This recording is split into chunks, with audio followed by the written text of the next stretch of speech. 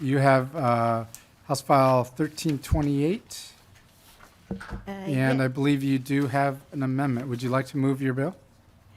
Yes, thank you, Mr. Chair. I would like to recommend that House File 1328 be recommended to the Committee on Government Operations, and I would like to move the DE amendment, which will get the bill into the shape in which I would like it. Great. Thank you for moving the DE amendment. Any questions regarding the DE amendment? Representative New. Thank you, Mr. Chair. Representative Bonner, if you could just go over some of the changes from the original bill to the DE, that would be helpful. Representative Bonner.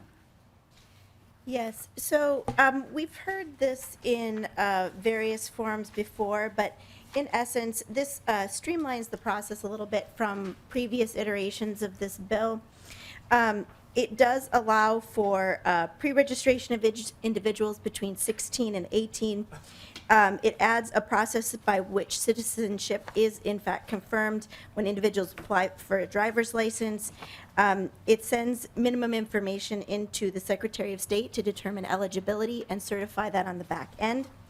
And it does also allow for an opt-out provision here, which is also streamlined and allows for a checkbox on a receipt at the end of the transaction that can be deposited in a box at the exit. So individuals wishing not to register to vote can in fact not have their information transmitted to the Secretary of State. In states where this has been implemented, for folks who may have buyer's remorse and leave the polling place, generally speaking, they have actually had the opportunity to mail in that opt-out as well. But that's how it's generally been applied in other states. Okay, all in favor of the DE1 amendment, please say aye. Aye. All those opposed, nay. Okay, the bill is in the shape you would like it. Representative Bonner, if you'd like to speak a little bit more to the bill, that would be great. Yes, thank you, Mr. Chair and members. Here we have a little bit of a variation on something you've heard in the past. It builds on the lessons learned that we've taken from about 17 other states who currently have automatic voter registration on the rolls. As some of you may know, in my day job, I spend a great deal of time working on finding efficiency, streamlining process, and of course, saving money for my clients. But more importantly, I believe that government should, in fact, serve real people. The folks who actually pay our salary and expect that government should work for them and make their lives just a little bit easier. AVR, or automatic voter registration, does this in spades, and it saves hard-earned tax dollars. We know that upfront electronic verification not only cuts staff time, but it also cuts cost. It costs about an average of 4 cents on the front end to do this versus same-day voter registration, which costs an average of 83 cents for each time. The bill does this with a smaller footprint and proven results, which also means the cost goes down. The bill does 3 basic things. It pre-registers individuals 16 to 18 and prepares them to engage in our democracy while underscoring the expectations of the rights of citizenship. Number 2, it registers those who are renewing, replacing, or changing address while performing verification of citizenship by trained professionals that do this literally every day. And that verification then will go on to the Secretary of State, who does a robust eligibility verification and confirmation. As many of you know, the outcome of that verification process is that anyone who is in fact deemed eligible and has fulfilled all of the requirements will be sent a card in the mail that indicates that they are in fact registered to vote and verifies their precinct and polling location. For any individuals who are deemed not to be eligible by the Secretary of State, they will get a very nice card that lets them know that they are in fact not eligible and gives them a reminder that they are not allowed to do so. That is current practice, so that remains the same. Point number 3, it does provide a simple and easy opt-out process at the end of the transaction by simply checking a box and depositing it on your way out. And of course, we do have the option to certainly mail that receipt back in if someone should have a little buyer's remorse and wish to do that at a later time. I should mention that generally speaking, for states who have instituted this, the general opt-out rate is roughly around 4%, very low. So that by and large, 96% of the citizens do in fact appreciate the ability to have that automatic voter registration to simplify their lives, and they are grateful for it. Now just a little piece on why I'm doing this. You know, back in the day when I went to Gustavus, I lived in the International House and had friends from literally all over the world. And I remember very vividly, we had a discussion one day where one of my friends had said to me, well, you know, in my country, we automatically are registered to vote when we're born as a citizen. And she said, you know, it's striking to me that in a country which we often consider to be this beacon of freedom and democracy, that Americans do not give that same privilege to their own citizens. They claim that they value freedom and democracy over all else, but the most fundamental part in obtaining that democracy is the ability to have a vote, to have a voice, right? One vote, one voice. And I think that it's time that Minnesota steps up to make that a reality for Minnesotans and literally put our money where our mouth is. This model is more efficient. It cuts down on costs and staff time. It ensures that every eligible voter is registered to vote if they choose, and it has the same verifications for citizenship at the front end as the previous bills, but the back end, it allows for the continuation of the back end verification from the Secretary of State to verify that the voter rolls are accurate and complete. And now with that, I do have a testifier here from the Center for Secure and Modern Elections to testify on behalf of the bill. Thank you, Representative Bonner. If the testifier could come down.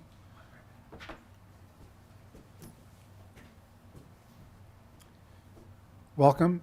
Please state your name for the record and then proceed.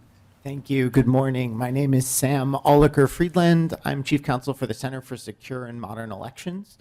We work on voter registration modernization policies nationwide, and I am testifying in support of House File 1328 to bring Minnesota in line with the 22 other states in the District of Columbia that use automatic voter registration to ensure that voter rolls are accurate and complete, and do so in a way that is efficient for the government. I'm going to begin my testimony by taking a minute and describing why we think that this bill as amended actually very well comports with our best practices for automatic voter registration and precisely how that works. So the reason this policy makes so much sense is that we go into government offices all the time. We're giving them all the information they need for voter registration purposes: our name, our date of birth, our citizenship status, our residence address. And automatic voter registration takes that information that citizens are already submitting to the government and efficiently transmits that to election officials to register those people to vote. At DPS, which is the first mandatory agency in this bill, where I'll focus for the purpose of this testimony, this is basically, we like to call the DMV the sort of most robust point of identity verification that happens in American society. This is where you have to walk in with 3 forms of identification to prove this and 3 forms of identification to prove that. And we take that proven secure identity verification and use that to form the basis of a voter registration record. In this bill, only United States citizens who have confirmed their United States citizenship with a document at DPS will be automatically registered to vote. For anyone who walks into DPS with such a document, they will have their information transmitted unless they decline. As Representative Bonner mentioned, we place the decline on a receipt at the end of the transaction. This is a best practice because it actually takes some of the pressure off of the DPS clerk from having to sort of interrupt the DMV conversation to have a conversation about voter registration. Remember, these are folks we all know are eligible. The the automatic voter registration process then allows you to put on that receipt all the information they need. They can easily check that checkbox and drop it off in the Dropbox if they don't want to be registered to vote. And if they do want to be registered to vote, they just walk out of DPS without any further action on their part. At this point, the information is transferred to the Secretary of State securely and electronically. This is incredibly important for the cost savings that Representative Bonner mentioned. As she mentioned, there's a study out of Arizona that showed that processing a paper voter registration form costs an average of 83 cents. Processing an electronic voter registration record costs an average of 4 cents. So the secure electronic transfer of its information into the Secretary of State system will allow for those cost savings and avoid errors. When we have paper voter registration forms, which is what happens oftentimes today, not only does the person have to write write all their information in longhand often on these forms, but then often someone in the county auditor's office will have to type that information into the system. If errors happen at that point, you could end up with people not registered to vote or registered at the wrong address or even in the wrong precinct. This secure electronic transfer avoids that issue. And at that point, these voter registration applications undergo the exact same strict verification process that Secretary Simon's office and the counties do for every voter registration application that comes in today. They verify that the person is eligible. If the person is verified eligible by the election officials, they are registered to vote and sent a notice to that effect. This reform is great as a way to ensure that new people are in the process, but actually one of the key benefits of this that we see in other states is keeping the voter rolls up to date and accurate. In other states, about 80% of automatic voter registration transactions are voter registration updates. This means that when a person moves, as long as they're telling DPS that they moved or telling DVS that they moved, that move will be reflected on their voter registration record. They won't need to go through the same-day registration process, and they'll receive their polling place in the mail without having any further action on their part. It helps avoid duplicate voter registration applications because it ensures that applications all have driver's license numbers on them, and helps keep the voter rolls secure and up to date. I do want to mention that this is a reform that 22 states and DC have adopted. This is a bipartisan reform. This has been introduced by Republican and Democratic co-sponsors, passed by Republican and Democratic legislators, signed by Republican and Democratic governors, and implemented by Republican and Democratic secretaries of state in states as different as Massachusetts and West Virginia, Michigan and Colorado, California, and Georgia. We think that this is a reform that ensures that eligible voters are on the list, ensures that voter rolls are accurate and clean, and saves money for the government. We urge passage. Thank you. Great. Thank you, Mr. Oliker-Friedland. Are there any other members in the public who would like to speak? Okay, we'll go into question and answers at this time. Representative Nash, you might want to just stay there, Mr. Oliker-Friedland. Some questions Absolutely. may be directed towards you. Representative Nash. Thank you, Mr. Chair. The Secretary is still here. I'd like to maybe ask if he would come down to help us with some of these issues. Mr. Secretary, are you able to come down at this moment? Okay.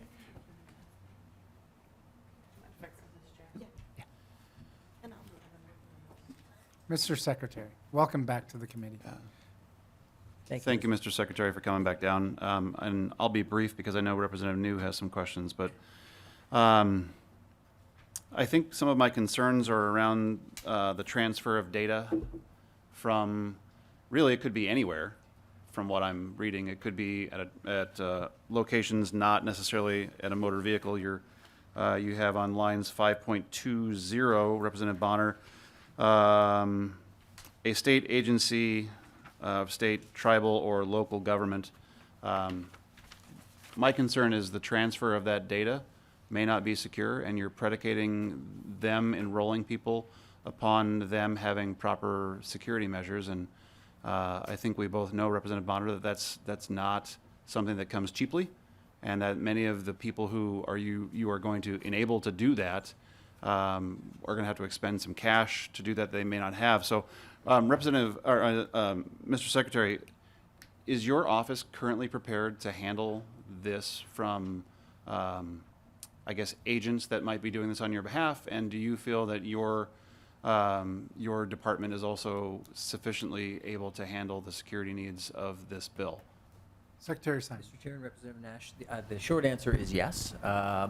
But I would say this, there's no question that this bill will have a fiscal note. I know the last version of it did. I'll take a look at it. I know this isn't a finance committee. But yeah, in terms of the logistics of this, we feel good about this. We feel that this is workable. I have brought here some folks from my office who can answer far better than I some of the technical questions about the subjects you're talking about. But can I just say very briefly, and I'm sorry I have to just leave in a couple minutes. Okay. I just want to say I'm supportive of the bill.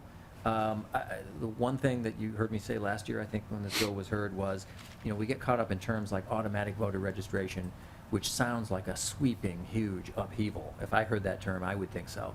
But it's really, at base, really a minor modification to what we have now in many respects. We have an opt-in system. When you go to get a driver's license or renew a driver's license, you take the eye chart test, you do everything else, and there's a box on the form, if you've ever noticed the next time you go in there, and it says check here if you want to be registered to vote. All that automatic voter registration would do, as grandiose and huge and sweeping as the title sounds, in essence, is reverse the presumption.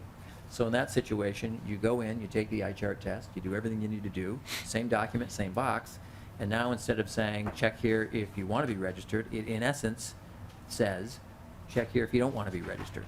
I'm not saying there aren't questions to be answered. You should ask them. This is a big one. It has bipartisan support, but you got to get the details right. I just want to put it in some perspective. In my limited time, though it's not your question, but I'd like to use the microphone if I can to talk about a couple reasons, a couple technical parts of the bill, because we do need to get the details right, that our office just wants to weigh in on. I'm supportive of the overall policy. I think it would make the election rolls cleaner, more accurate, more trustworthy even than they are right now, and minimize a lot of hassle and delay on election day. Imagine, in the last presidential election, we had 335,000 people who registered same day. In the last midterm, it was something like 180,000. Imagine if that were cut by like 90%. There are people perhaps on this committee who over the years, I'm not making any accusation, but might have some misgivings or questions about same-day voter registration. If I could tell you, or someone could tell you, that number could be reduced by 80 or 90% of the number registering on the same day, I think that merits a second look at this legislation. I do want to, just to make a clean record of it here, talk about some technical details where we part company from this version of the bill. Again, this is all a work in process, but I think over time we need to state what those concerns are. They're technical in nature in terms of how the data is shared. But there is one overall concept that I want to talk to you about, and that's the designation piece. And this is a statement against interest, against my own personal interest, perhaps. This bill, as currently written, designates the Secretary of State as the person who gets to choose what the AVR, or automatic voter registration, state agencies are. And while I'm flattered that you would consider giving me that power, I think it's probably the better case is to put that in statute. You never know who the next Secretary of State is going to be. 10 years down the road, 20 years down the road, I hope you would trust me with those decisions, but I think the safer thing is to put them in statute and not have me or my predecessors, or my successors rather, have that authority, because it might wax and wane over the years. You might have someone on the list, then off the list, then on the list, and I think it's better to put that in statute. I'll just say that. And then the other issue, of course, is the fiscal note and who pays for implementation in the agencies that would be designated by the Secretary of State or in statute. And again, this bill, I guess our office should be flattered, gives us the authority to determine what security measures are appropriate for each agency and therefore what the cost would be. Again, I think there may be better and more streamlined ways to do that. So those are two technical concerns we have, but overall, as you've heard, many states have adopted this, red states, blue states. It really is a win-win in terms of getting more people into the system earlier. If you have misgivings about same-day voter registration, that hundreds of thousands of people are registering, say, hey, if that applies to you, this is something you should really, over the medium and long term, take a look at here, because it's a way to do things more quickly, more cost-effectively, and have voter rolls that are much more accurate even than they are right now. So that's what I'll say. I'm sorry, I do have to go, but I don't want to leave you empty-handed. We have folks from our office who can answer technical questions of all kinds about the data. Thank you, Mr. Secretary. And Representative Bonner, it sounds like there's a conversation that may need to take place Yes, and- regarding a possible amendment before Thank- government operations. yes. Thank you, Mr. Chair. And we can work on some of my concerns. But I do think, Mr. Chair, that Excuse me, Mr. Chair, point of order. Who has the floor right now, or who has the microphone?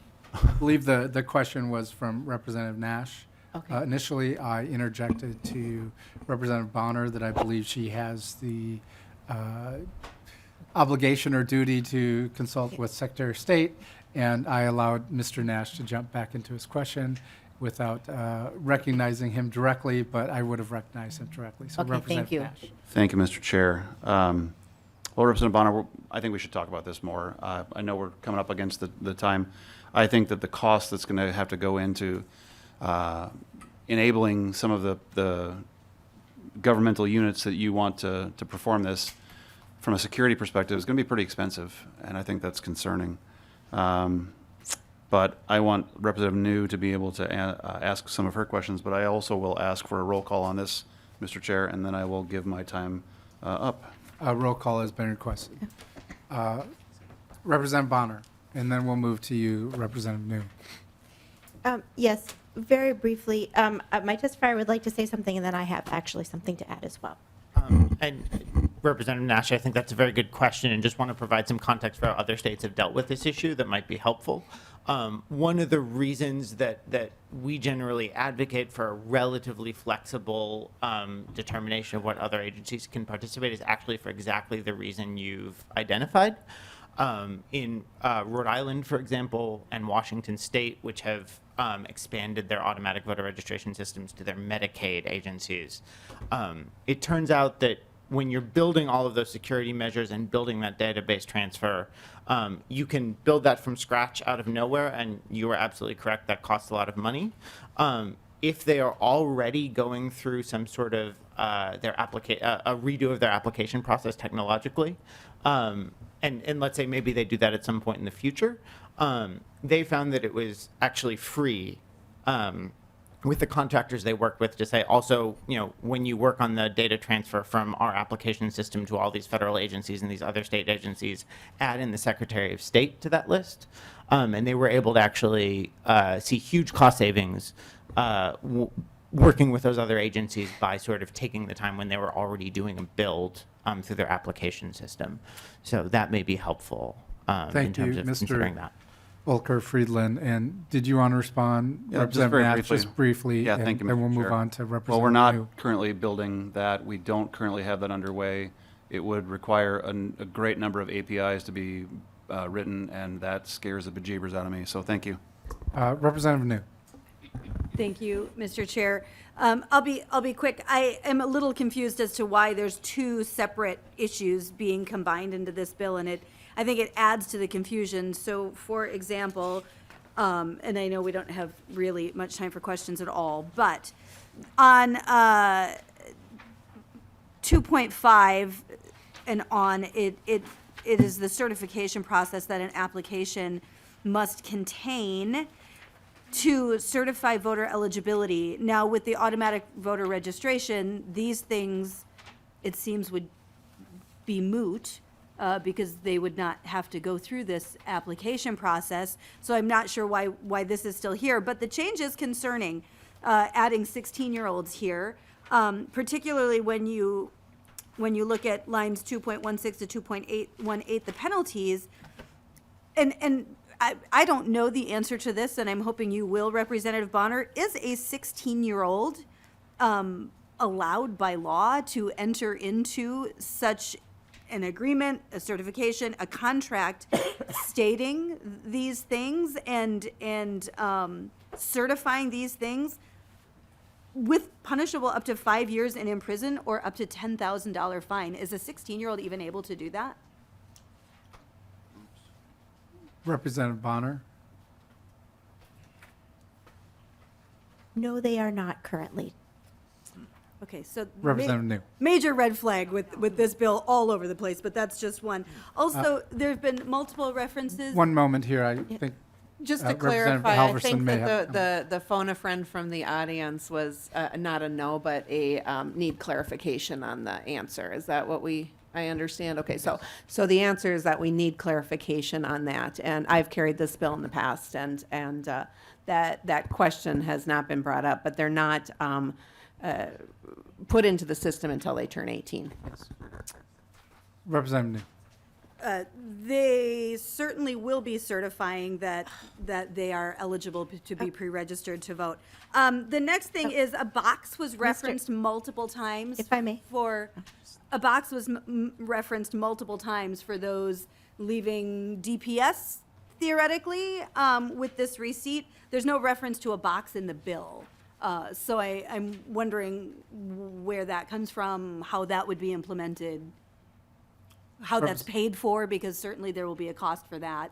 I know the appropriation was removed from the original bill to the DE. There used to be an appropriation, which seems more appropriate. There'll be a significant cost to this.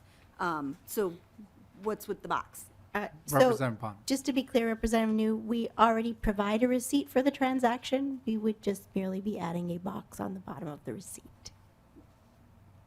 Mr. Chair. Representative New. Thank you, Mr. Chair. There was reference to a box where the receipt could be deposited if they do want to opt out. That box currently does not exist, but to add one in every facility across the state, there's certainly a cost to that. And that box is not referenced in the language, but both testifiers. And that is, Representative Bonner. thank you, Mr. Chair, Representative New. That has typically been a recommendation on how to handle that and how other states have handled this, to make sure that they make it as easy as possible for staff at the location in order to collect those items.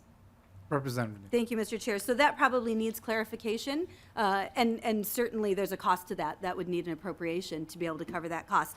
My question is on collecting all of the necessary required information, and again, I don't know the answer to this. Does DPS currently collect all of the information necessary to register to vote? And particularly, I mean, my reference is the list of things that the applicant would certify normally, but I don't know that DPS is searches for things like court-ordered guardianship in which the court order revokes a right to vote.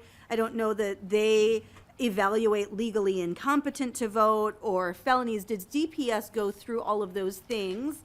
And if DPS doesn't, does the Secretary of State currently certify all of those things? Representative Bonner. Thank you, Mr. Chair. Thank you, Representative New. I am receiving nodding heads from the audience from the Secretary of State's office that they do in fact verify all of those items. Representative New. What does the Department of Public Safety verify for all of this? And what Representative information then would the Secretary of State verify? Thank you, Mr. Chair. Representative New. The Department of Public Safety is verifying the documents that would allow for citizenship and eligibility. The other pieces of that would be vetted by the Secretary of State as they are currently today. And Representative New, I believe we have someone from the Secretary of State's office. Please state your name for the record and proceed. Good morning. My name is David Maeda. I'm the Director of Elections for the Secretary of State. So the current process is we get information from DPS, basically the driver's license number and or the last four of the social security number. SVRS does a check on that, and if the number is then sent to the county to verify. The court information we get, we get a report from the courts monthly that contains felony information, guardianship information. That, again, is sent to the counties to process against any potential matches in SVRS. So technically, our office is not doing the verifying, it's the counties that do that. Representative New. Thank you, Mr. Chair. So can I ask, currently, if someone is currently registered to vote, you get something back saying that they are a felon. Does that then revoke that registration, or does that create a challenged status to a registration? Mr. Chair and Representative New. Mr. Veda, before you proceed, let's be clear that a felon is a label. It's an individual with a felony conviction. Thank you, Mr. Chair. I Yes, appreciate go- that. proceed, That's a good Mr. Veda. clarification. Mr. Chair, Representative New, if the voter has a current record in SVRS, it gets challenged for the felony status. So the registration Representative remains. Thank you, Mr. Chair. The registration remains, it just incurs a challenged status. Correct. Thank you. And I should clarify too, Mr. Chair, Veda. Representative New, if we get information from the courts and the person is not registered to vote, that would get forwarded to the county attorney, because for a potential felony for trying to register to vote. Thank you, In Mr. the Veda. case And of someone that's not already registered to vote within SVRS. If they're already registered to vote within SVRS, that's when the challenge occurs. We want to make sure that record is marked challenged. Okay, Representative New, we've got about 2 minutes, and then we're going to take a vote, so thank you. make your last question really good. Thank you, Mr. Chair. Oh, so many questions. I mean, clearly, this bill is not ready for prime time. But I guess in light of that, I will add, there's language elsewhere that eliminates penalties for the individual, which is appropriate if they're being automatically registered to vote, and they have been erroneously registered with some of these problems, then that should happen. However, there are other sections that talk about challenging, the inactive or challenged designation, and I understand an inactive designation being removed. Representative New, could you reference the line number? Yes, we're looking at lines, well, 5.3 to 5.12, but really towards the end, 5.12 discusses the challenged designation. But it's saying that with public safety, well, no registered voter shall be designated inactive due to failure to vote for 5 years so this section indicates that anytime their driver's license is updated, which happens every 4 years, which means that no one would ever be deemed inactive. That status would effectively go away. Is that my understanding? Is that correct, Representative Bonner? That's my understanding of this language. Representative Bonner? I would have to review that. That is not something that I have an answer to at this point, but I would certainly be willing to look in and research that particular item for you. Okay. And Representative Bonner, Representative New, this might be the case where someone is elderly and they are no longer driving, and so they don't renew their license, they would still remain on the voter files, I believe. Thank you, Mr. Chair. Representative And specifically, this is referencing people who are having updates to their license. So that inactive status would effectively be eliminated for anyone who is renewing a license. But my concern is that it also removes the challenged designation. And I'm not sure why that challenged designation would be removed at the same time. Representative Bonner, and then we're going to go to a vote. All right. I think I've said enough. Yes. Well, thank you. And in fact, I will take a deeper look at that particular language and make sure that there are no issues there, and speak with the Secretary of State and other stakeholders on that particular item.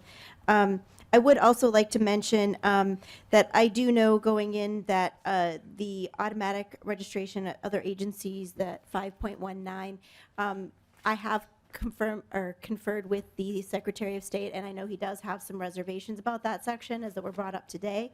And I am actively working with him offline to follow along with any suggested recommendations to that section that he may have, and I will be also willing to explore the questions that Representative New brought up here today as it continues down the road, and hopefully we can have an amendment in place by its next stop. Thank you, Representative Bonner. Sounds like you'll have a little bit of work to do should this bill pass out of this committee onto government operation. A roll call has been requested, so clerk will take the roll. Chair Dean, Yes. Representative Bonner, Yes. Representative Nash, No. Representative Bernardi, Aye. Representative Halverson, Aye. Representative Mann, Representative New, No.